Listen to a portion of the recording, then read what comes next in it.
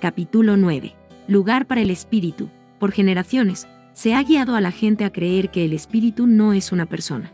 De millones de voces, millones de palabras escritas, y una actitud que ha permeado la fe cristiana, hemos sido programados para pensar del Espíritu Santo como algo más bien que como alguien. Oí un coro recientemente que decía, dame más de ti.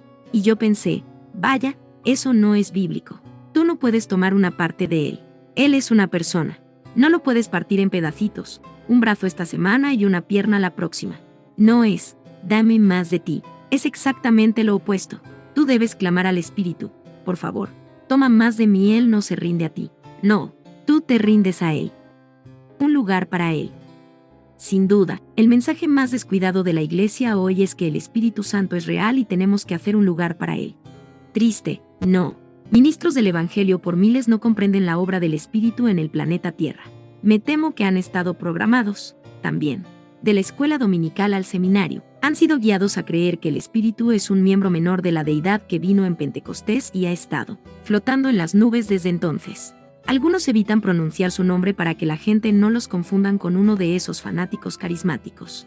Fue la intención de Dios que la Iglesia fuera viva y vibrante. Antes de regresar al cielo, Jesús pronunció las inolvidables palabras, y estas señales seguirán a los que creen.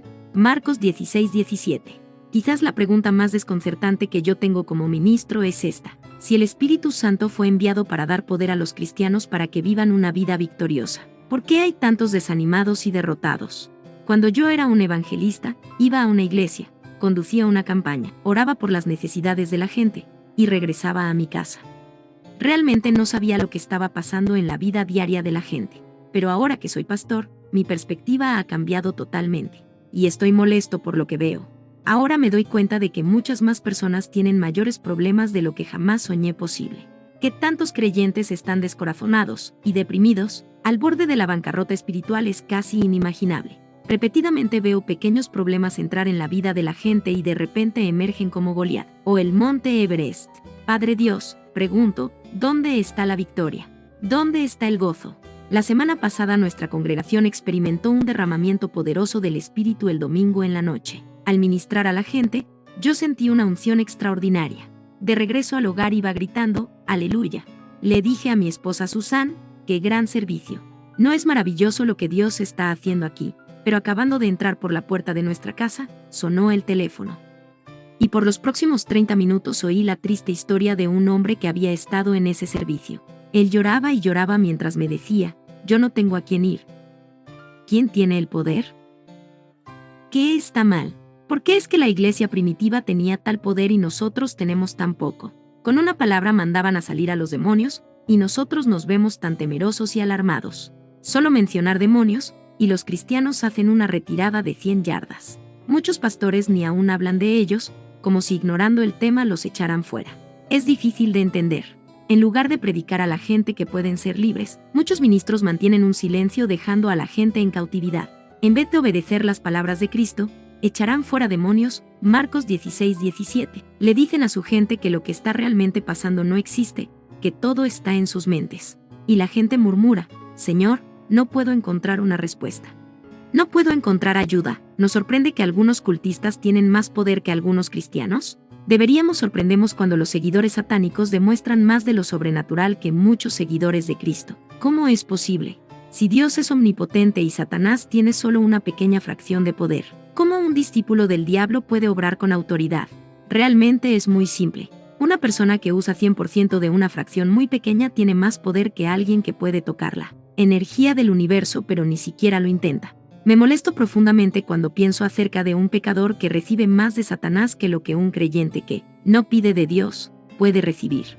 Es tiempo que empieces a ejercitar el poder del Todopoderoso. Tú necesitas saber que Dios es más grande que cualquier demonio y que solo una palabra de Jesús destruye al diablo. Solo uno de sus ángeles puede atar a Satanás en el abismo. Apocalipsis 20:1-3. Dios no es débil, su pueblo sí lo es.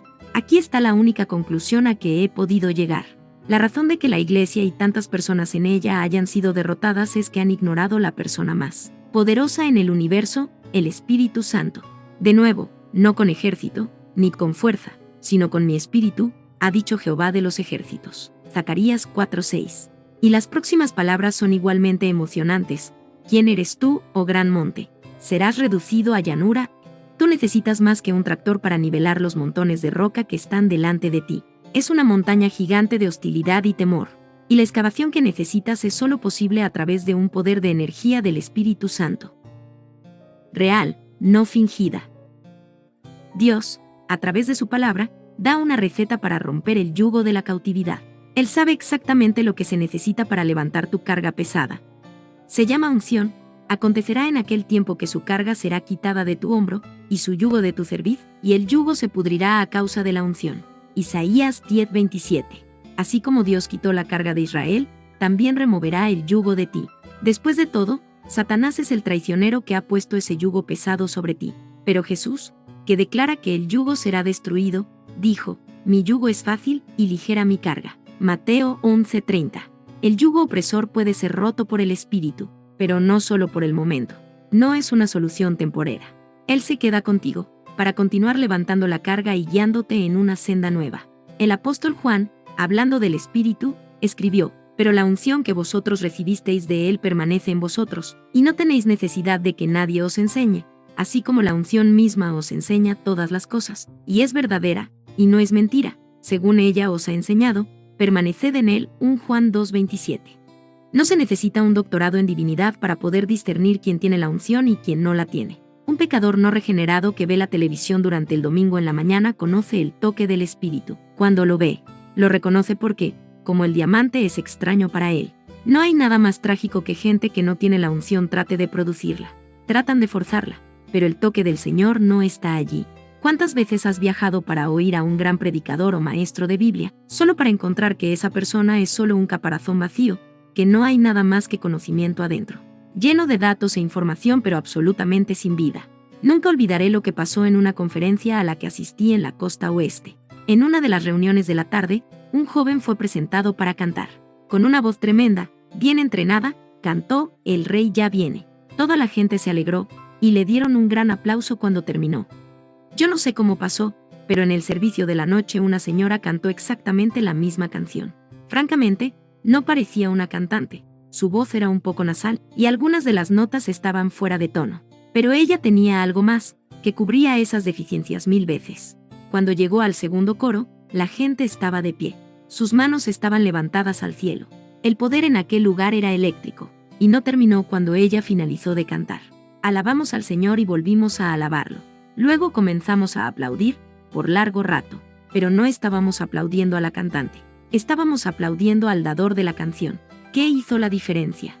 Amigo, fue la unción barra inversa, fue el poder del Espíritu en la vida de aquella mujer. Durante mi ministerio en Canadá, éramos uno de los grupos auspiciadores de la cruzada de Billy Graham. En su preparación las reuniones eran organizadas como nada que yo hubiera visto. Y los mismos servicios eran flojos, comparados con lo que yo estaba acostumbrado a ver. Pero cuando Graham comenzó a hablar, hubo un inconfundible toque del Espíritu en su mensaje. El contenido era Cristo, pero yo podía decir que estaba en la presencia de un hombre que tenía una relación personal profunda con el Espíritu. Palabras que asombraron a la sinagoga. Desde la creación, la gente ha estado fascinada con la unción. Se han maravillado con ella, la han manifestado y aún imitado. Pero la verdadera unción siempre ha sido, y todavía lo es, una función de Dios el Espíritu Santo. ¿Cuál es su propósito? Para que puedas proclamar el mensaje con poder. El Espíritu de Jehová el Señor está sobre mí, porque me ungió Jehová. Me ha enviado a predicar buenas nuevas a los abatidos, a vendar a los quebrantados de corazón, a publicar libertad a los cautivos y a los presos apertura de la cárcel, a proclamar el año de la buena voluntad de Jehová y el día de venganza del Dios nuestro. Isaías 61, 1, 2. Pero esas no son solo las palabras de un profeta del Antiguo Testamento. Jesús las citó a una audiencia pasmada en la sinagoga en Nazaret, Lucas 4, 18-19. Nunca debes olvidar que para entender al Espíritu Santo tienes que saber que Él es Dios. Esa descripción te puede parecer extraña, pero es tan básica como la misma palabra. Él era el poder de la creación. ¿Recuerdas las palabras en el libro de Job? El Espíritu de Dios me hizo, y el soplo del Omnipotente me dio vida. Job 33, 4. Mientras Dios el Padre estaba en el cielo en el trono de gloria diciendo, hagamos al hombre, el Espíritu Santo estaba haciendo su obra en la tierra. Aún el segundo versículo dice eso en la creación, el Espíritu de Dios se movía sobre la faz de las aguas. Génesis 1:2. Y el salmista, Hablando de las criaturas en la tierra, escribió: envías tu espíritu, son creados, y renuevas la faz de la tierra. Salmo 104, 30. Si deseas que la unción del Espíritu llegue a ser evidente en tu vida, comienza con un entendimiento de quién Él es, cómo Él opera, y cómo puedes entrar en su comunión. El Espíritu Santo fue enviado no solo para hacerte sentir bien. Ciertamente Él hará eso, pero Él es mucho más. Él tiene igualdad en la deidad y merece nuestra adoración como Dios el Padre y Dios el Hijo. Pero eso es solo el comienzo. Tu crecimiento espiritual no es diferente del de un árbol de roble gigante. Tiene que ser alimentado y nutrido. ¿Qué hago después? Recientemente un hombre me dijo: Benny, quiero darte las gracias por presentarme al Espíritu Santo en 1978. Yo le dije: magnífico. Dime, ¿qué ha pasado desde entonces? Su rostro palideció al decir: bueno, nada realmente. Yo solo recuerdo cómo era cuando lo conocí. ¿Por qué crees que no ha pasado nada? Le pregunté. Nunca olvido su respuesta. Pienso que yo no sabía qué hacer. Quizás he esperado que cada persona que ha sido presentada al Espíritu responda como lo hice yo. Yo literalmente me encerré con la palabra y el Espíritu y absorbí como una esponja lo que Él tenía que ofrecerme. Llevo tiempo, cientos y cientos de horas con el precioso Espíritu Santo. Me doy cuenta de que para mucha gente es casi imposible encontrar el tiempo para escudriñar y escudriñar las Escrituras. Pero al leer este libro estás recibiendo en una manera concisa lo que le tomó al Espíritu años compartir conmigo. Pero hay una cosa que yo no puedo hacer por ti. No puedo poner una venda sobre tu cabeza y poner una unción sobre ti. Eso solo viene con un encuentro personal profundo, privado, con el Espíritu. Y eso continúa y crece con una amistad y comunión que solo tú puedes establecer. Tu crecimiento en el Espíritu comenzará en el momento que comiences a ver que el Espíritu de Dios es verdaderamente Dios. No puedo repetirlo lo suficiente porque el cuadro mental de una personalidad débil ha sido metido en nuestra psiquis desde la infancia. Recuerdo haber visto un libro que decía: el Espíritu Santo es un siervo para el cuerpo de Cristo. Esa es la clase de error de que yo estoy hablando. Él no es un siervo. Él está en control. Él es el líder del cuerpo de Cristo. Déjame compartir algo que he llegado a conocer. El Espíritu Santo no solo es Dios, es también el Padre del Señor Jesucristo. Antes que digas: ahora aguántate ahí, Benedictus, déjame señalarte la palabra. Tú dices: yo pensaba que Dios el Padre era el Padre de Jesús. Bueno, tienes razón, pero estás también equivocado. Déjame mostrarte por qué. En el primer capítulo de los Evangelios se nos dice que el Espíritu Santo es el Padre de Jesús. El nacimiento de Jesucristo fue así: estando desposada María su madre con José, antes que se juntasen, se halló que había concebido del Espíritu Santo. Mateo 1:18. Aún María estaba preocupada. Ella le dijo al ángel: ¿cómo será esto? Pues no conozco varón. Y, respondiendo el ángel, le dijo: el Espíritu Santo vendrá sobre ti, y el poder del Altísimo te cubrirá con su sombra, por lo cual también el santo ser que nacerá será llamado Hijo de Dios. Lucas 1, 34-35. Ahí lo tienes. Él se llama Hijo de Dios, pero fue el Espíritu Santo quien vino sobre la Madre de Cristo. Eso es la intimidad de la Trinidad: Hijo de Dios el Padre e Hijo de Dios el Espíritu en uno. Aún los atributos de Jesús le fue dado por el Espíritu.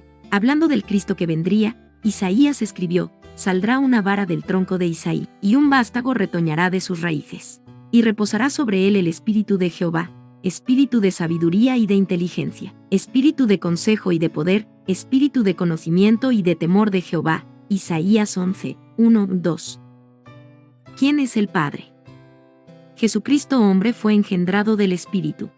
Y tal como los padres terrenales aman a su pequeño bebé, así el Espíritu Santo amaba al Señor. ¿Has visto tú a un padre orgulloso tomar en sus brazos a su hijo recién nacido, apretarlo y amarlo?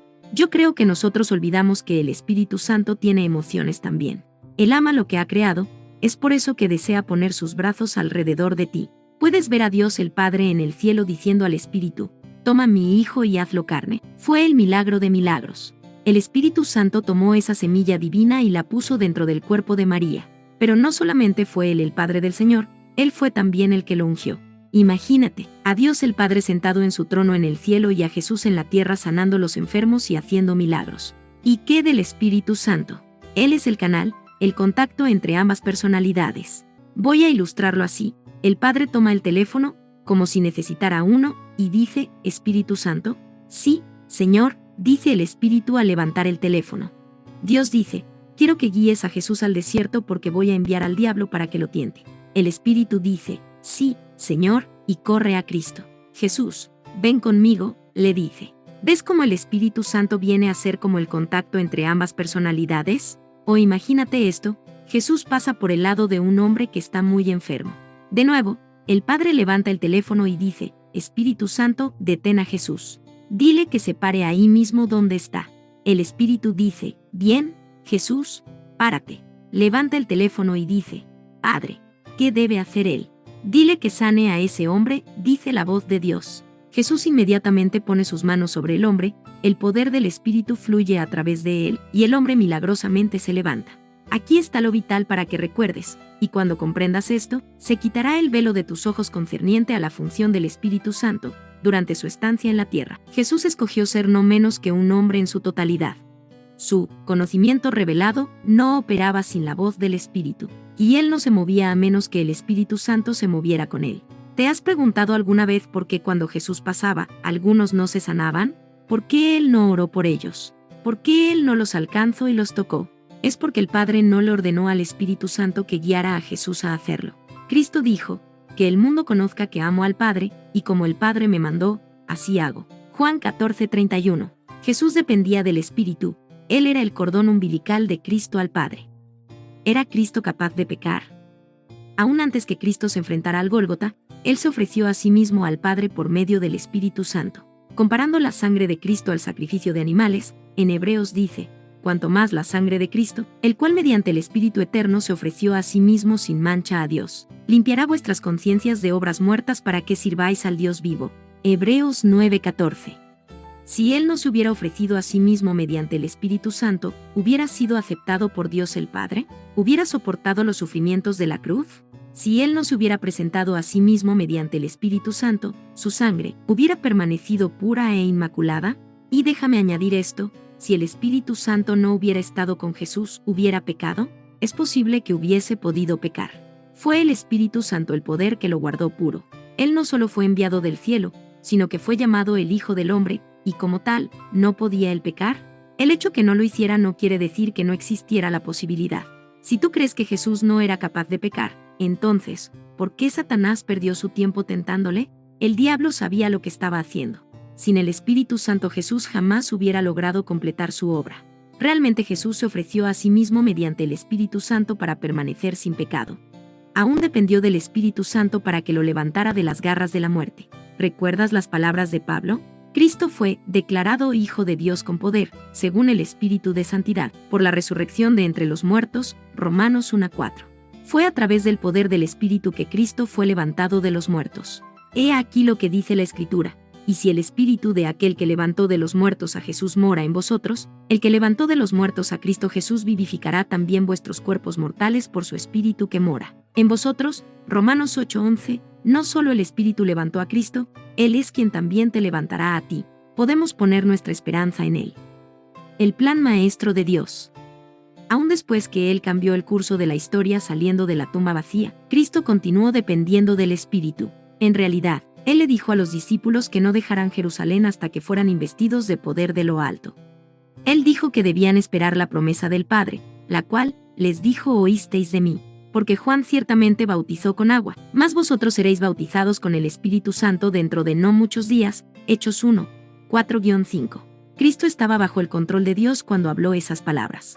Él estaba repitiendo lo que el Padre dijo del Espíritu Santo. Tan dependiente era Cristo del Espíritu que Él se volvió a Él antes de dar direcciones a sus seguidores. La Escritura dice que fue recibido arriba después de haber dado mandamientos por el Espíritu Santo a los apóstoles. Hechos 1:2. No me interpretes mal.